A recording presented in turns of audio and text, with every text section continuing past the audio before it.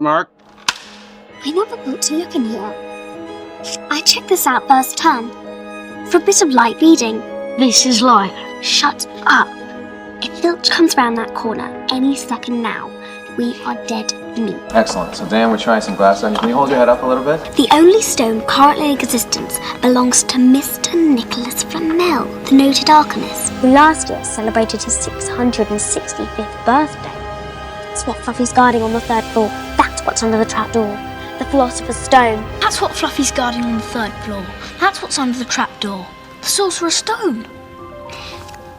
The entire casting process began with thousands casting tapes we received, and then we met every potential child actor, any kid who had done a school play and wanted to be in Harry Potter. We met in England. I felt that the picture needed to be purely British. We sort of found our Ron and Hermione, but we were becoming increasingly nervous because here we were in July and we were shooting in September, and we had a film called Harry Potter and the Philosopher's Stone, and we didn't have Harry Potter. I had seen David Copperfield on BBC. Dan played the young David Copperfield. I said, this is who I want. This, to me, is Harry Potter. She said, you're never going to get him. His parents don't want him to do the film. At that time, the deal was that you would sign up for the entire series, and it was all to be filmed in America. My mom and dad went, that's too big an upheaval to his life, no. The opportunity was dead until a chance encounter. I went to the theatre with Steve Clovis. There were these two men sitting in the row in front, and one of them was continually looking back over his shoulder at me, and I had no idea why. And I looked up, and there was Alan Radcliffe, who was an agent at ICM who I knew. And he said, oh, how are you? Great. And the boy at the end was his son, Daniel. So went, sat down in the row in front, and I paid very little attention to the play. I was always looking over my shoulder at the boy behind, and he just had this quality which was an old soul in a young body. At intermission, Dave said, look, we really have a lot of respect for parents, and we'd like you to come in for meetings. I don't believe in fate, but very fortunately my parents do. So they sort of saw that as maybe being a sign that they should at least let me audition. Your mom and dad wouldn't want you to get hurt, would they? I'll never know what they'd have wanted. Thanks to Black, I've never spoken to them. Okay, and cut. Info, please. On board. Dan's screen test was amazingly charming and soulful, and he was inexperienced as an actor. It was very emotional, actually, seeing this kid sitting there talking, and I just thought, yeah, that's him. Thank God we found him. There was one thing that Dan had that you couldn't teach anyone, which was this sort of haunted quality. Sorry. I just saw it in his eyes in more serious moments, and that was the moment I think that we all felt when we saw that screen test to hire Dan as Harry Potter. Dad comes in and says, I've just spoken to David Heyman and you've got the part. And I cried with happiness. But I've never even played Quidditch. What if I make a fool of myself? You won't make a fool of yourself. It's in your blood. So I did not go to a performing arts school. I'd never done anything. I never acted professionally. Where did the auditions come from? They did like a basically countrywide search to find Harry, Hermione and Ron. And so they asked my school if they wanted to submit any students who loved drama who wanted to audition. I was one of about 12 students that was asked if I wanted to audition. It was weird. I had this weird, weighted, fated sense of destiny pretty much from the moment that they mentioned the audition. I loved the world and the books so much. My dad had been reading them to me before bed, and for me it wasn't so much about acting so much as it was that the books meant so much to me personally. I was called out an assembly, and it was done on a Thursday in my school gym, and it was exactly like a drama class, just a really basic drama class. And you didn't want to do it? It was just such a bore, I really didn't want to do it.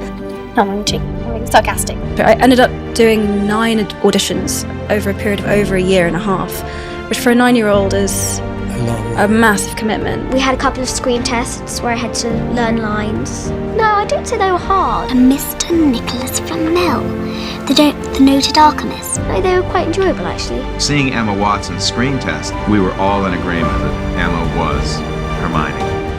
Look at you, playing with your cards. Pathetic. We've got final exams coming up soon. I'm ready.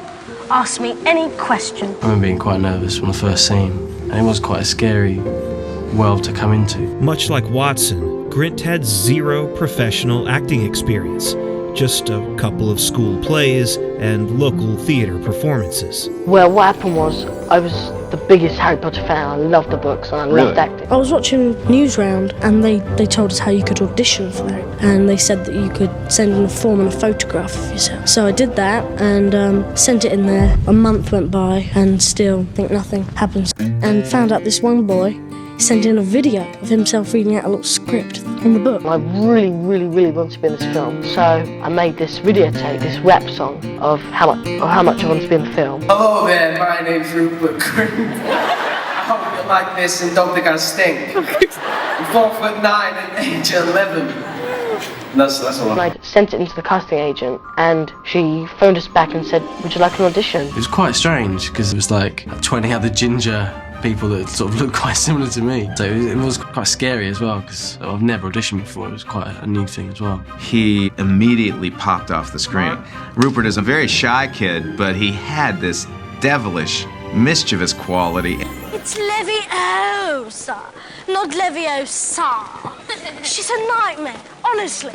And he had a wonderful sense of humor, but also a real sense of soul. He really felt like he was one of the Weasley children, and we all fell in love with him for Ron Weasley. 3 of them together were just perfect. We're to be given special quills, bewitched with an anti-cheating spell. That's insulting. It's as if they don't trust us. Dumbledore again. When it came time to cast Dumbledore, we needed a father figure who had a sense of mischief and had a twinkle in his eye. Sean Connery famously turned it down because he had no interest in joining a children's movie about wizards. We thought Richard would be perfect Dumbledore. I brought the sword. Nothing more. I think I had a kind of vague recollection of something called Harry Potter, but I had no idea anything about it until I was offered the picture. He was reluctant to play the role. I wasn't really very keen on doing it. Harris, at the time, was 70, and his concern, I don't just want to be remembered for being in those bloody films. What really sold it was not me. My granddaughter called me and said, Papa, she said, if you don't play Dumbledore, I will never speak to you again. And I said, okay, I'll do it. I'll do it. Hello, my godson. How are you? This is your godfather. Did you ever think I'd grow this old before you got old? You may have noticed a common thread in casting. I think it's important to use an all-British cast. The books themselves are so quintessentially British, and that's the first thing I said to Joe Rowling. Rowling agreed, and even enforced a British-only rule.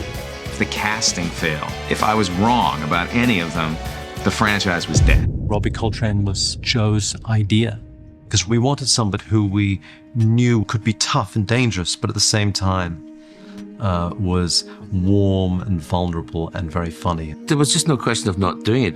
Alan Rickman, to me, was always Snape because Joe Rowling showed me some early drawings. She'd done this sketch of Snape and looked just like Alan Rickman. He was a little reluctant because he has done this particular type of villain in the past, so he didn't want to be typecast as this villain. I don't think I had much choice in the matter.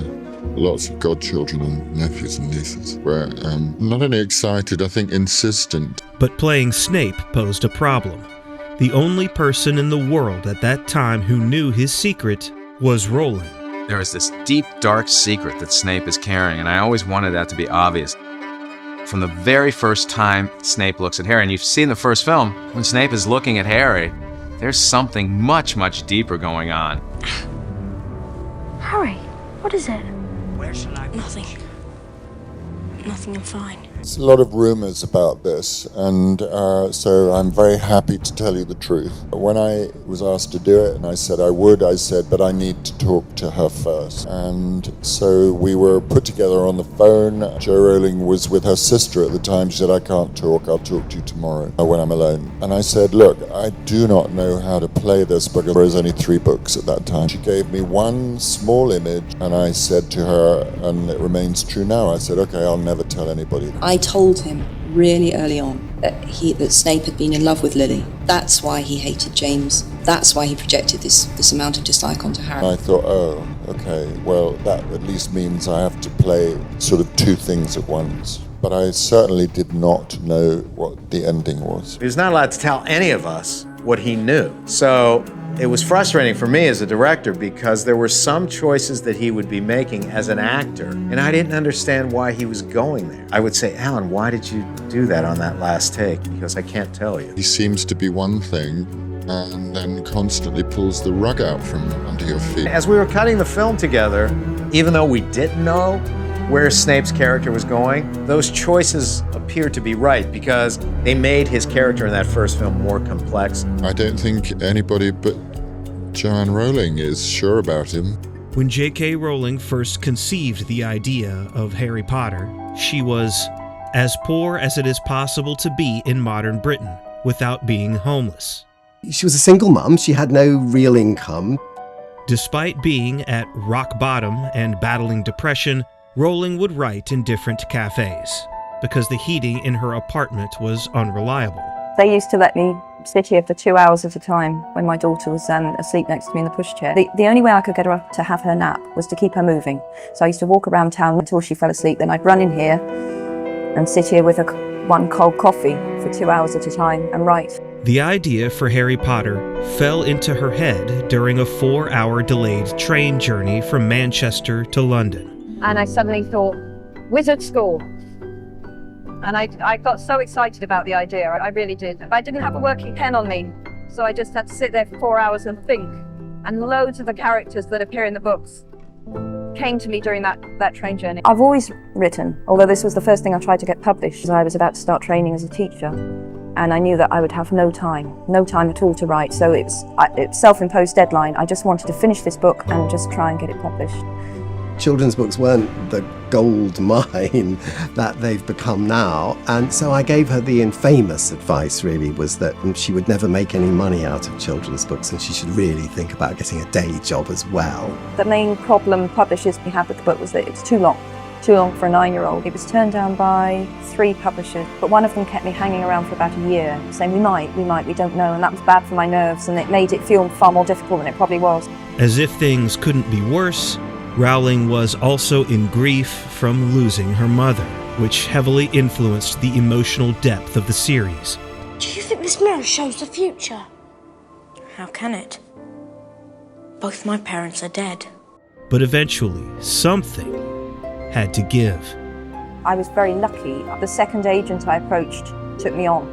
So that was the big break. It was then up to him to take it round to publish. I got the manuscript and I was just gripped. When I first rang her up, like many authors, they don't believe it's a publisher ringing them. They think it's a joke. So after I convinced her I actually was ringing from a publisher in London, she was lost for words. Second only to the birth of my daughter was the happiest moment of my life. To have 3 books on the bestseller list at the same time. Forget children's books. My highest ambition would be that long after everyone's forgotten that I was a single mother and that I was poor and that I wrote in cafes, people are still reading about Harry Potter. And that's when she got a huge number of offers from the United States. The only control you have is to sign the contract with someone you truly believe will make, the right film. Writing Harry Potter and the Philosopher's Stone is probably the most challenging thing I've ever done because people are so familiar with the book and feel so connected to it. You don't want them to feel cheated in any way. I always knew they couldn't make the books scene by scene as written. We'd have had 12-hour-long films. Everyone working on the film was committed to finding a way to make the material not only cinematic,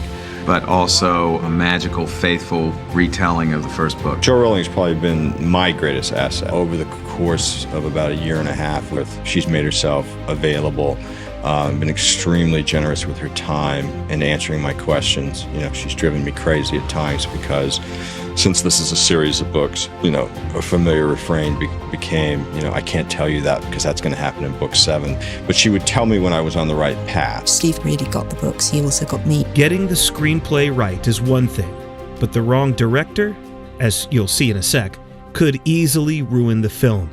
When I read the book, and I called my agent and I said, I think I would really like to make a movie of this material. I saw the movie in my head when I read the first book, and I saw the world. And my agent said, well, you're going to have to get in line. There are about 50 other directors who also want to make this into a movie. Rob Reiner was on the list. Steven Spielberg was on the list. Everyone was on the list. Spielberg was actually offered to direct, but his idea of compressing the Harry Potter books into a single movie and wanting to make them into animated films ultimately didn't align, thank God. We met a lot of people. Ultimately, it came down to the person who had the most passion for the material. I had to fly to Edinburgh to meet Jo Rowling and essentially said, this is my vision. She said, that's exactly the way I see the movie. Once I got the job, there was about 20 seconds of euphoria, and then I was filled with terror, anxiety, because I knew the entire world was looking at this book series.